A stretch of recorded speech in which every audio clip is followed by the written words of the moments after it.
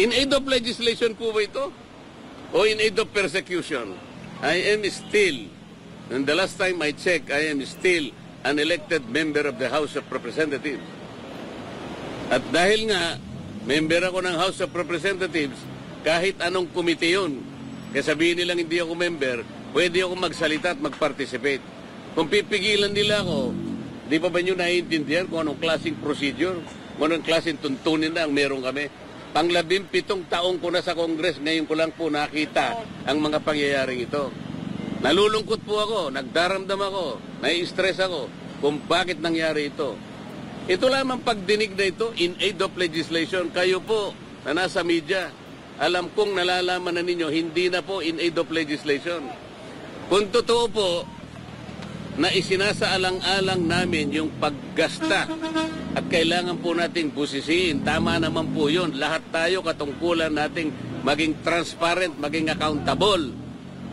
Ang tanong, ang House of Representatives po ba ang gaganap sa tungkulin ng Commission on Audit? Pagka ganun, tanggalin na po natin ang COA sapagkat sila na po ang nag-o-audit. Wala po sa tungkulin namin ang mag-audit. Kung sasabihin nila, hindi kami nag-audit. Ang ginagawa namin is investigation in aid of legislation. Okay, kung yun ang ating objective, bakit isa lang inimbestigan natin? Ilang opisina ba ang merong confidential fund sa palagay nyo? May idea ba kayo? NGAs na lang, National Government Agencies. Ilan ba karami ang National Government Agencies? Palagay mo na lang 500. Okay? At yung kalahati nun, binigyan ng confidential fund. Di 250 yun.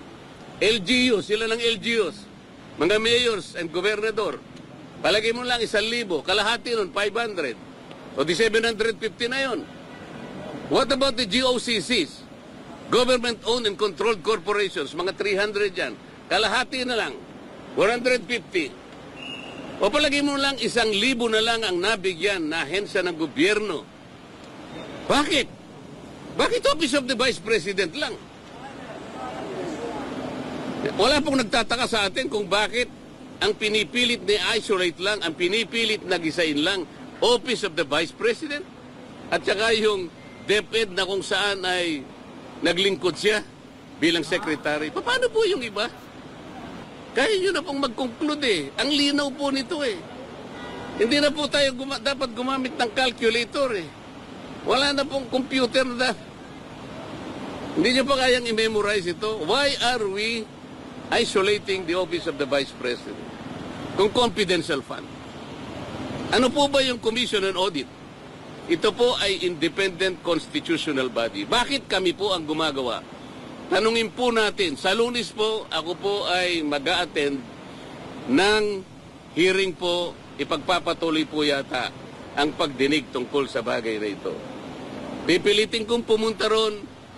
Sana po'y walang mga away. Sana po'y maging sensible. Sana po ipakita nila the better arguments. Wala na po sanang agawan ng hopya para tayong lahat po ay masaya.